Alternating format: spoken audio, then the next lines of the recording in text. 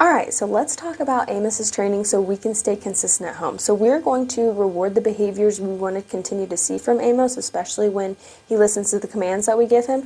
And then we're going to use our training tools to follow through and stay consistent if he chooses not to listen to the commands, so that he knows that the training is consistent everywhere, not just here at the facility. So let's talk about loose leash walking. Heel is the command for walk next to me on a loose leash.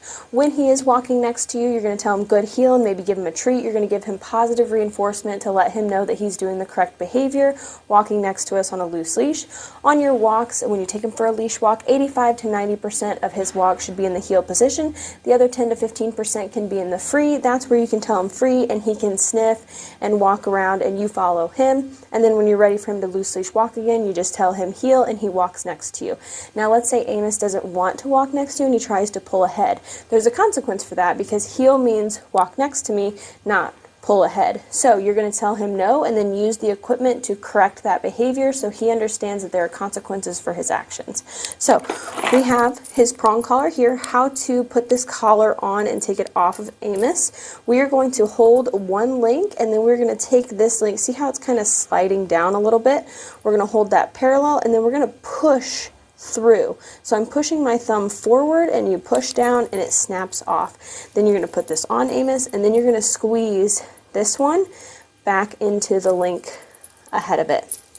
We're going to attach the leash to the circle where it makes a nice clean triangle, because how we're going to use this is it's going to be a quick tug and release. No, tug and release, heel. When he tries to walk ahead, no, tug and release, heel. So if we attach it to the correct circle, it will loosen as it should. If we attach it to the incorrect circle, it doesn't relax like it should. So make sure that you're attaching it to the circle that lays on top. Then we have his remote collar. This is what you're primarily going to use when Amos is outside, but I want you to use this to stay consistent. You're going to have that whenever you have a leash on him. And the first couple of weeks you want to have a leash on him just so you can help guide him, because it takes a dog a couple weeks to learn a behavior, so it's going to take him a little bit to adjust to listening to you at home. So to help him out, we have a leash on him to guide him. This has a magnet right here, that's the on-off switch. The matching key is on the remote itself. So we're going to touch the two together and you're going to see a green light flash. And that means the collar is on, charged, and ready to go. So you're going to turn this on before you put it on Amos, first thing in the morning. And then the on-off button in the back, we're going to push and hold that until the screen lights up. Once you see the screen is on, you are good to go. We're going to focus on the black S button here. So that is going to correct Amos when he does the incorrect behavior or when he chooses not to follow your command. So for example, heel. Whenever we're taking him for a walk and he gets distracted, let's say you're walking him and there's a bike that rides by and he gets a little distracted by it, and he tries to walk ahead. No, correction, heel. No, heel. You can see my thumb twitch just a little bit when I push the button. It's an electric muscle stimulator. Does that feel amazing? No, but it's not the worst feeling in the world. It's just enough to give him a little, hey, that was a mistake. Don't do that. You know you're supposed to be in the heel. And then when he does a good job in the heel, we're going to praise him, reward him with treats. So it's no, correction, and then you give the command again, whatever command he broke in that moment. So we'll move on to sit. Sit means stay until he is told free. That is with all of his stay commands. So we have sit, down, place. You don't have to say stay. Stay is already implied. So let's talk about sit. We're practicing door manners. Whenever we go through a threshold of a door, whether it's to outside or to inside, we tell him sit, open the door, and then we tell him free that he can go through the threshold, or you can tell him heel and you walk through together, either way. So you tell him sit. When you open the door, remind him sit, because there might be a distraction outside that makes him want to get up. So you're giving him a little reminder and also kind of telling him to stay. So then he has to wait until you tell him free. If he gets up before you say free, no, sit. And use the leash as needed. Again, it's a little pop and release. If he doesn't sit when you tell him on the first or second time, no, sit. Because you want your words to mean something. You want to make sure that you follow through with what you say and say, hey, these are the commands. You need to follow the commands. If you do, great, you'll get rewarded. If not, there will be a consequence for not listening to the commands. So then free to release. Now let's talk about down. Down is another stay. Down means lay down and stay. So for this one, If you have to use the prong collar, instead of pop and release up, you will just go slightly towards the ground. You don't have to bend all the way over. So you'll see in the video, we use the down stay at the store. I tell him down, and then I reward low to tell him he did a good job, and then I remind him down as I'm walking around. That way he knows to stay. I'm basically reminding him of what to do, because just like humans, dogs need reminders. So tell him down, good boy. If he lays down, great. If not, no.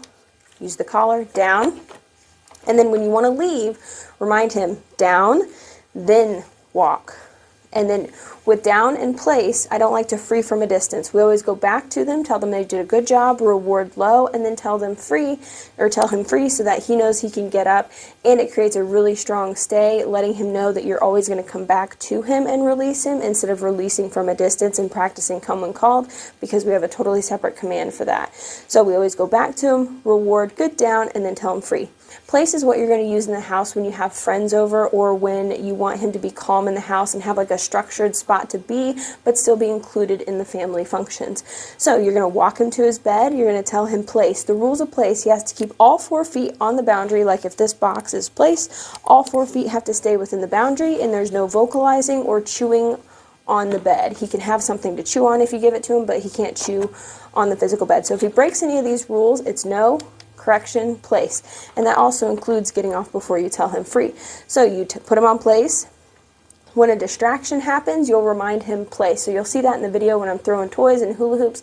I remind him place, and then I do the distraction. When he does a good job, good place, we put the treat on the bed so he knows that the bed is what produces the reward. We always go back to him, good place, and then we tell him free. Do not free from a distance to keep that stay really strong. Then we have come when called. So come is a command of, hey, whatever you're doing over there, I need you to come over here. So you're having him free. Free, he can go explore, he can walk around, he can sniff, he's still within eyesight, but he is free to sniff and relax. Then when you want him to come to you, Amos, come. When he does come to you, good boy, sit. We always reward this command. The reason we always reward it is because it's very important for dogs to come to us. So we want to make sure we establish a very strong reward history. And what that means is he has a positive association with doing the command come when called. You want to do that with all the commands. You want to reward them so he has a positive association with doing them at home with you, but especially come when called. If he doesn't come to you, no, come. You're going to repeat that until he does start to come to you, and then you're going to praise, good boy, good job, sit, still give him a reward. Because the correction happened over there, you're not the correction. We are the fun party. We're the fun stuff. You want to come to us, so we're not going to correct him twice. So he got corrected over there, he comes to us, he still gets rewarded for doing the action of come when called. Always practice with a leash on in an open area, 30 to 50 foot leash, even if you just have it dragging behind him, just in case. If he doesn't listen to you, reel him in, and that'll give him a correction on the prong collar as long as the leash is attached to it. So always practice with a leash unless you're in a fenced-in area, and even then, a couple times with the leash on doesn't hurt. Then we have leave it. Leave it means don't get that off the ground, so practice with dog-safe foods first, or kid food, whatever, like snacks and stuff. Drop it on the ground, tell him leave it. If he tries to go for it, leave it. This is the only command where you don't have to say no, leave it, because leave it in itself is kind of like a back away from that. So to be safe, you can just never let him get food off the ground, or when it's okay for him, you can tell him okay, but make sure you practice leave it more than okay, so he knows that when in doubt, anything drops on the floor, it's not for me. So those are his commands. You want to reward the behaviors you want to keep seeing, because that'll create a reward history and he'll want to keep doing that. And you also want to use these tools consistently every day to correct the unwanted behaviors so they will decrease. So we're going to show you Amos in action.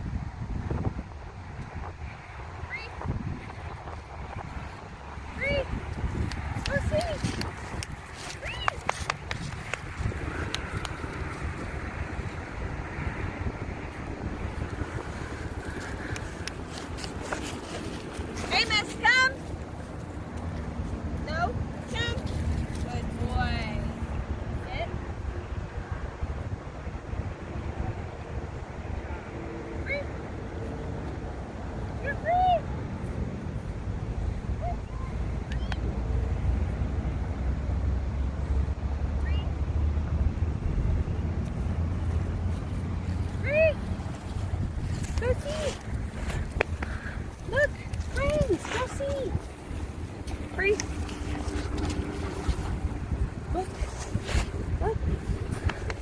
Look. Free. Good boy. Amos, come. Good job. Get.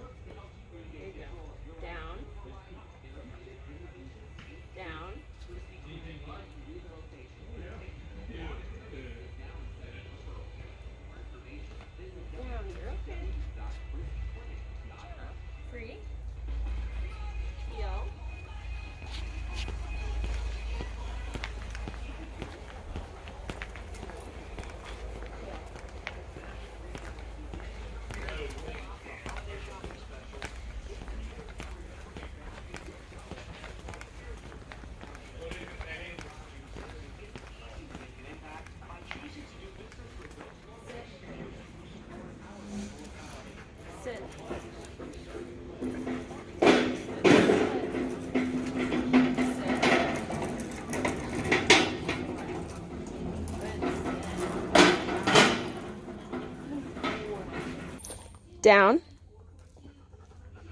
Good. Down.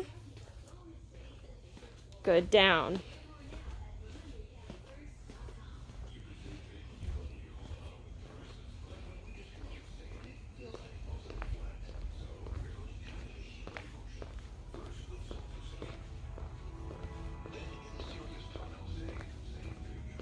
Good. Down.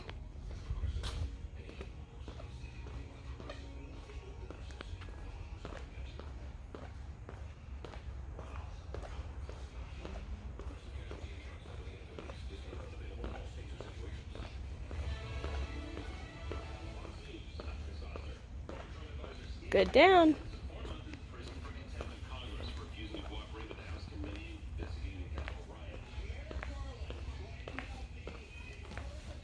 Good. Down.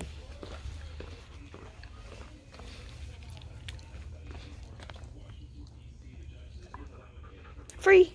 Good job.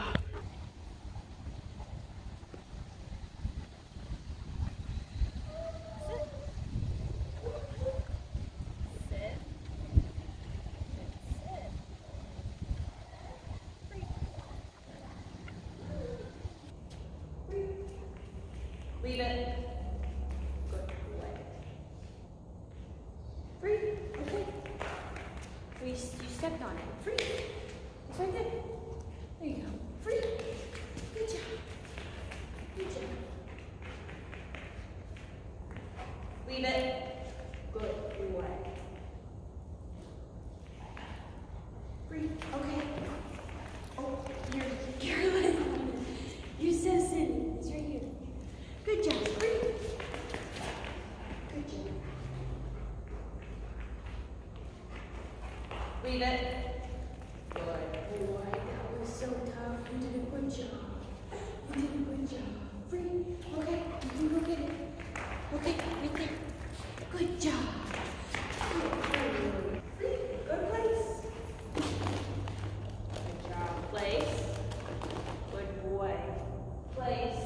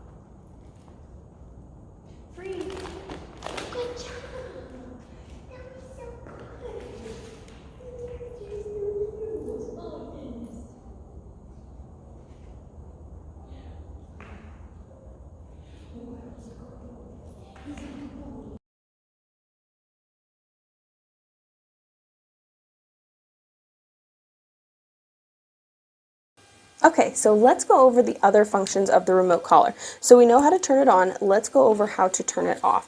So 2 red dots, we're going to tap them together again. We're going to see a red light. That means the collar's off. This will last about 2 days on a charge, so you can turn it off at the end of the day. Make sure he wears this all day, every day. He can wear it 12 to 14 hours a day, take it off at night. On-off button in the back. Push and hold that until the screen is dark. We'll turn that back on for now. So, speaking of the on-off button, it's also a flashlight feature. Tap once, tap twice, flashlight. I really like this feature at night because then you can see Amos walking around. You can see him really well. That's always helpful.